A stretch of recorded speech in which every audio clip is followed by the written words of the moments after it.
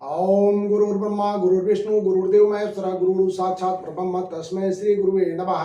नमस्कार, मैं ज्योतिषाचार्य आर्यन पांडे अपने चैनल एस्ट्रो वेदांता पे आप सभी का स्वागत करता हूं और निवेदन करता हूं कि इस चैनल को सब्सक्राइब करें, वीडियो को लाइक और शेयर अवश्य करें। अगर कोई सुझाव हो तो कमेंट्स में लिखें। मैं ज्योतिष से संबंधित समस्याओं का समाधान वीडियो के माध्यम से करता रहूंगा। मित्रों, आज हम लोग भारतीय नव वर्ष श्री संवत 2078 के प्रवेश कुंडली के अनुसार बनने वाले ग्रह गोचर के द्वारा तुला राशि के जातकों को क्या फल मिलने वाला है उसकी विवेचना करेंगे। भारतीय नव वर्ष श्री संवत 2078 13 अप्रैल 2021 मंगलवार के दिन से प्रारंभ हो रहा है। इसके लिए नव संवत की अग्रिम बधाई और शुभकामनाएं देता हूं। आज हम लोग भारतीय नव वर्ष श्री विक्रम संवत 2078 वर्ष प्रवेश के दिन ग्रह स्थिति कैसी रहेगी और उसका तुला राशि पर क्या प्रभाव पड़ने वाला है उसके बारे में विस्तार से चर्चा करेंगे। ज्योतिषीय गणना के लिए संवत की शुरुआत 12 अप्रैल को सुबह 8 बजे से हो जाएगी। अतः कुंडली विश्लेषण के लिए 12 अप्रैल के सुबह 8 बजे का समय लिया जाएगा, जबकि नौ संवत कलश स्थापना, नवरात्रा और ध्वजारोहण अगले दिन सुबह सूर्योदय तिथि अनुसार 13 अप्रैल 2021 मंगलवार से मनाया जाएगा। इसलिए अब आइए देखते हैं कि तुला राशि के जातकों को इस ग्रह गोचर से क्या फल मिलने वाला है। तुला राशि के जातकों को किस किस क्षेत्र में भाग्य का साथ मिलने वाला है, किस काम को करके विशेष लाभ कमा सकते हैं, इसकी चर्चा कुंडली के 12 भावों के माध्यम से करेंगे। तुला राशि के लिए स्वास्थ्य, धन, सुख और संतान, एजुकेशन, विवाह, बीमारी, व्यवसाय, नौकरी, रेगुलर इनकम और व्यय, जीवन के इन 12 महत्वपूर्ण विषयों को ज्योतिष के दृष्टि से वर्ष प्रवेश कुंडली के अनुसार विचार करेंगे। इन सभी विषयों को योगों के अनुसार विस्तार से चर्चा करेंगे। सबसे पहले शुरुआत करते हैं तुला राशि और तुला लग्न के जातकों के प्राकृतिक और व्यवहारिक लक्षण से। तुला लग्न चर राशि परंतु संतुलन की राशि है। तुला राशि के जातक लंबे कद के होते हैं, हाथ पैर लंबा, चेहरा सुंदर और सुंदर व्यक्तित्व के धनी होते हैं। जातक प्रकृति और प्राकृतिक सुंदरता के प्रति आकर्षित होते हैं। तुला राशि में ललित कला के प्रति स्वाभाविक रुझान होता है। तुला राशि के जातक न्याय प्रिय होते हैं और प्रत्येक बात को तर्क की कसौटी पे कसते हैं। अपने बात को आसानी से दूसरों को समझा पाते हैं। जातक विनम्र स्वभाव के, छल कपट से दूर और अच्छे एजेंट का काम कर पाते हैं। सावधानी क्या रखनी चाहिए? तुला राशि के जातक भावनात्मक और भावुकता में बह जाते हैं, निर्णय जल्दी नहीं ले पाते और आधुनिकता के चक्कर में अपना समय खराब करते हैं। अतः इन विषयों पे सोच विचार करके निर्णय करना चाहिए।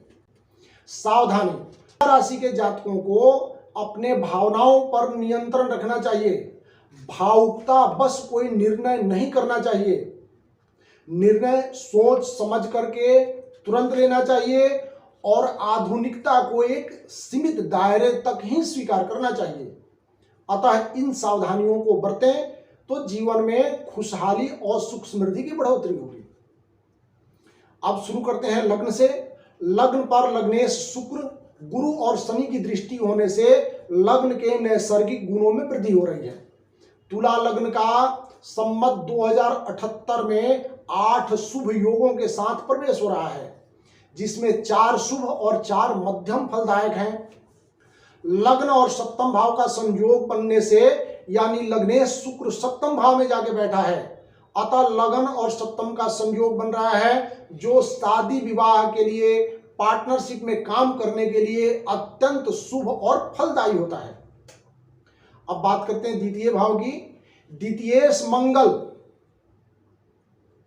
अब बात करते हैं द्वितीय भाव की। द्वितीयेश मंगल अष्टम भाव में राहु के साथ स्थित होकर द्वितीय भाव पे दृष्टि दे रहे हैं, जिसका श्रेष्ठ परिणाम निकलता है। मंगल की दृष्टि अपने धन भाव पे होने से धन भाव के नैसर्गिक गुणों में वृद्धि हो रही है। अतः पैतृक भूमि और धन का लाभ होना होता दिखता है। रुका और फंसा हुआ धन भी प्राप्त होता है। जमीन और मकान खरीदने का योग बनेगा। द्वितीय और तृतीय भाव पर दृष्टि होने से कुटुंब में वृद्धि का भी योग बनेगा। अतः विवाह और संतान का भी योग बनेगा, क्योंकि पंचम भाव से गुरु की दृष्टि लग्न भाव पे है। परंतु सप्तमेश मंगल अष्टम भाव में होने से पारिवारिक विवाद में नहीं पड़ना चाहिए, इसे बचना चाहिए। अब बात करते हैं तृतीय भाव की। तृतीयेश गुरु पंचम भाव में स्थित है और तृतीय भाव पर मंगल की दृष्टि है, जो तीसरे भाव का कारक भी होता है। अतः तृतीय भाव के नैसर्गिक गुणों में वृद्धि हो रही है। अतः विद्यार्थियों को परीक्षा का परिणाम श्रेष्ठ मिलेगा। विशेषकर टेक्निकल क्षेत्र के विद्यार्थियों को आशा के अनुरूप फल की प्राप्ति होगी। संतान के इच्छुक दंपति को संतान की प्राप्ति का योग बनता है। अब बात करते हैं चतुर्थ और पंचम भाव की। चतुर्थेश और पंचमेश शनि चतुर्थ भाव में होने से हर प्रकार से आय में वृद्धि होती है। नौकरी के इच्छुक जातकों को नौकरी की प्राप्ति होती है और हर प्रकार से सुख समृद्धि की बढ़ोतरी होती है। माता पिता से सहयोग की प्राप्ति होगा। सुख साधन की वस्तुएं जैसे गाड़ी इत्यादि खरीदने का योग बनेगा और समय सुखपूर्वक व्यतीत होगा। अब बात करते हैं षष्ठम भाव की। षष्ठेश गुरु पंचम भाव में होने से षष्ठम और पंचम का योग बनता है। ये योग व्यय कारक इंगित होता है और परिवार में विवाद का भी सामना करना पड़ता है, अतः सावधान रहना चाहिए। इसके अतिरिक्त षष्ठम भाव में सूर्य चंद्रमा और बुध से 4 शुभ योग भी बनेंगे। चंद्रमा से दुर्धरा योग बनता है। दुर्धरा योग के बारे में कहा गया है, सद्विद वाहन युतो दानशील शौक भाका सदा सो हत शत्रु च सदा दुर्धरो भवः। यानी दुर्धरा योग में उत्पन्न मनुष्य वाणी बुद्धि पराक्रम व गुणों के कारण प्रसिद्ध होता है। स्वतंत्र सुखी और माता लक्ष्मी की कृपा से वाहन सवारी आदि सुख को भोगने वाला होता है। चंद्रमा से द्वितीय और द्वादश भाव में शुक्र और गुरु भी स्थित हैं। इसका फल भी शास्त्रों में बहुत अच्छा कहा गया है। धृति मेधा शौर्य युक्तो नीतिज्ञ कनक रत्न परिपूर्ण ख्यातो नृपकृत्यो करो गुरु सी यो दुर्धरा योगे। अर्थात धौर्य पराक्रम तथा बुद्धि से युक्त धर्म युक्त काम करने वाले रत्न और आभूषणों से परिपूर्ण होते हैं। सूर्य की बात करें तो सूर्य भी शुभ उभयचर योग में है। उभयचर योग में उत्पन्न जातक यानी इसका फल राजा के समान ऐश्वर्यशाली बली सुखी सुशील और दयावान होता है। परिवार का भार उठाने वाला अर्थात इनकम की बढ़ोतरी होगी और परिवार को आप लेकर साथ चलेंगे। तो छठे भाव में बुध सूर्य और चंद्रमा की युति के अत्यंत श्रेष्ठ और शुभ फल होते हैं। अब बात करते हैं नवम और दसम भाव की। नौमेश बुध और दशमेश चंद्रमा की युति होने से धर्म कर्माधिपति योग भी बनता है। इस योग के कारण सफलता समान और प्रतिष्ठा में वृद्धि होती है। जातक यशस्वी होता है। इस योग के कारण ऐश्वर्यशाली जीवन व्यतीत करता है और अपने समाज में सम्मानित होता है। एकादश और द्वादश भाव की भी बात करते हैं। एकादश से सूर्य और द्वादश बुध की युति भी षष्ठम भाव में ही है। योग छठे भाव में होने से अपने विरोधियों की गतिविधियों से व्यक्ति चिंतित रहता है। अपने विरोधियों से सावधान भी रहना चाहिए और विवाद में पड़ने से बचना चाहिए। परंतु बुध जो द्वादश है छठे भाव में बैठने से विमल विपरीत राजयोग बना रहा है, इसलिए इस योग के कारण श्रेष्ठ फल की प्राप्ति होती है और शत्रुओं पे विजय की प्राप्ति होती है। बुध से विमल विपरीत राजयोग बनता है। इस योग के कारण जातक धन का संचय करता है, व्यय सोच समझ कर करता है। ऐसा व्यक्ति सुखी जीवन यापन करता है और अपने सद्गुण के कारण सामाजिक सेवा के लिए प्रसिद्ध होता है। समाज में उत्तम स्थान पाता है और धर्म के अनुकूल आचरण करता है। ये तुला राशि के जातकों के लिए 12 भावों का फलादेश। अब उपाय की बात करते हैं।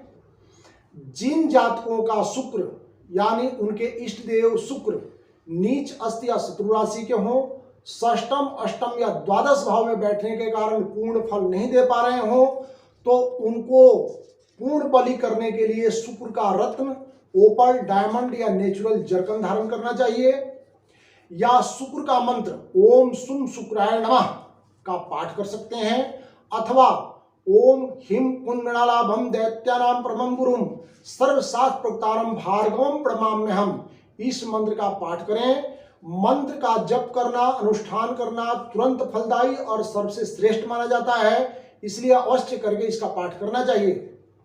इसके अतिरिक्त शुक्रवार को सफेद मिष्ठान का देवी को भोग लगा करके कन्याओं में बांट सकते हैं, जिससे शुक्र मजबूत हो और शुक्र से संबंधित फलों में वृद्धि हो।